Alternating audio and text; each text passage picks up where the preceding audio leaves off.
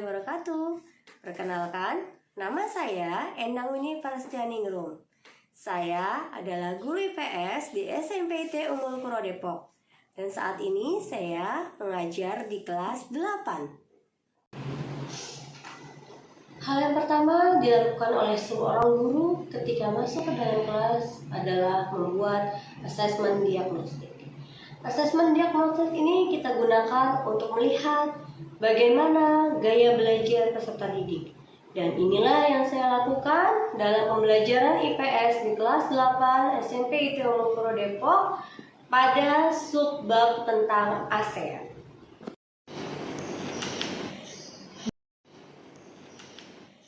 Pembelajaran diferensiasi yang dilakukan di SMP IT Ummul Qura Depok antara lain peserta didik menggunakan Canva untuk menjelaskan tentang karakteristik negara-negara anggota ASEAN. Lalu peserta didik juga menggunakan aplikasi seperti animasi Scratch untuk menjelaskan tentang karakteristik negara-negara anggota ASEAN. Dan peserta didik juga saya bebaskan untuk menggunakan mind map untuk menjelaskan karakteristik tentang negara-negara anggota ASEAN.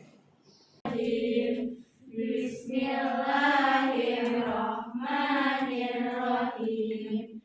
Wan najmi idza hawa ma dalla sahibukum wa ma huwa wa ma yantiqu anil hawa. Ya, tujuan pembelajaran kita adalah yang pertama, kalian memahami tentang bagaimana karakteristik benua negara-negara ASEAN. Yang kedua, nanti akan ada proses analisis. Ya, proses analisis hubungan antara karakteristik benua ASEAN dengan potensi sumber daya alamnya dan juga potensi sumber daya manusianya. Itu harus dijelaskan di dalam presentasi kalian pada pertemuan hari ini. Yang berikutnya adalah nanti kita akan membahas tentang hasil refleksi ya. Refleksi dari apa yang sudah kalian kerjakan. Jadi nanti di akhir pembelajaran kita akan merefleksikan terkait dengan apa yang kalian pahami, apa yang kurang kalian pahami, dan nanti ada tugas yang akan Ibu sampaikan untuk sebagai bentuk dari menilai seberapa paham kalian terhadap presentasi yang sedang kalian kerjakan, seperti itu. Nah, di sini kita sudah bersepakat bahwa membuatnya secara diferensiasi. Kalian bisa membuat menggunakan Canva, bisa membuat menggunakan PPT video, bisa membuat menggunakan animasi, terserah animasinya bebas. Ya, oke, teman-teman semua, silakan bekerja dengan kelompoknya.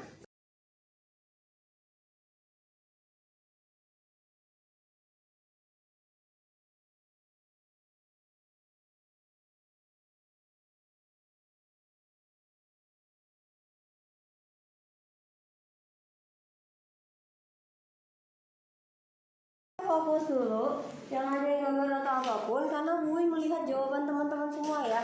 Bui melihat jawaban teman-teman semua.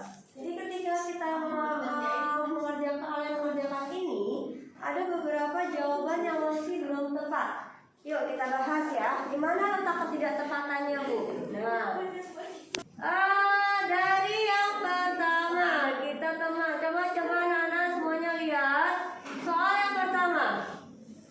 Apa yang kamu ketahui tentang ASEAN? Organisasi yang beranggotakan negara-negara di Asia Tenggara. Boleh nggak Bu saya membahas tentang kepanjangan ASEAN-nya? Boleh. Jadi kalau ada yang ya, oke.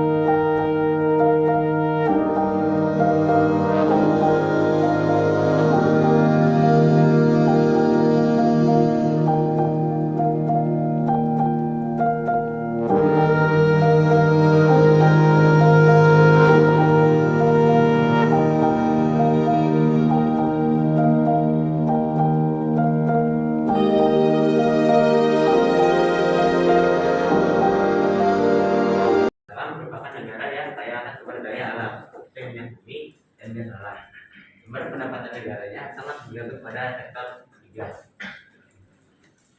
Jadi menjadi sumber pendapatan negara dengan pendapatan tertinggi dari wilayah. Kan kayak obat-obatan Merexeladan, terus Cetaphil itu kan pasti dibuatnya perusahaannya di Singapura gitu kan. Kenapa banyak banget di Singapura gitu? Kenapa? Jawabannya apa? Karena sumber daya manusia mereka tuh ternyata banyak banget.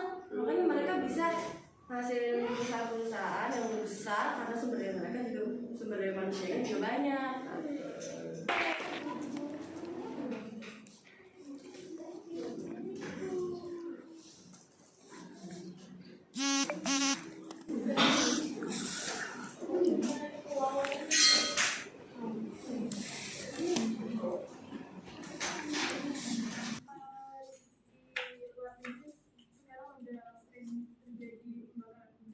Di luar negeri dan di sini sih. Oke, yang dan di sini yang paling utama ya. Sudah sering terjadi pembakaran hutan, betul sekali. Yang lain? Apa? Kira-kira? Banyak bencana alam, jadi kayak banyak kerusakan di hutan ataupun di dataran-dataran gitu. Iya. Bayangkan nak, paru-paru kita yang tidak utuh lagi. Apa yang dirasakan? Sesak tidak? Iya. Sesak ya. Oksigen kita, Indonesia dan Asia Tenggara merupakan cadangan oksigen dunia.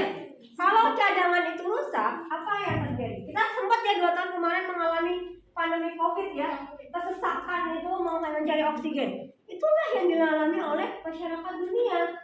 Kalau kita tidak bisa menjaga hutan, maka sesak nafas semuanya kan. Nyari oksigen susah, mahal oksigen ya. Kemarin kejadian di pandemi COVID. Nah ini makanya kesadaran inilah yang harus kita tumbuhkan. Maka yang harus kita lakukan adalah program 1 rumah 1 pohon. Ya, program 1 rumah 1 pohon untuk mencegah biar supaya oksigen tetap terjaga. Oke, selanjutnya nomor 2. Siapa yang mau? Ya.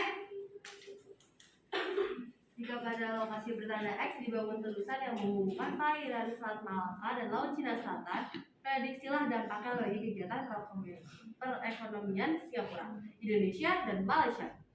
Jawabannya adalah dampaknya adalah negara Malaysia, Singapura, dan Indonesia dapat melakukan kegiatan impor dan ekspor dengan mudah dengan kawasan yang luas, sehingga dapat membuat pendapatan negara tersebut meningkat. Ya, oke. Dari 2 teman kita, yuk kita kasih tepuk apresiasi. Beri dia W, beri dia O, beri dia W. Wow, mantap. Wow, mantap. Anak hebat ya.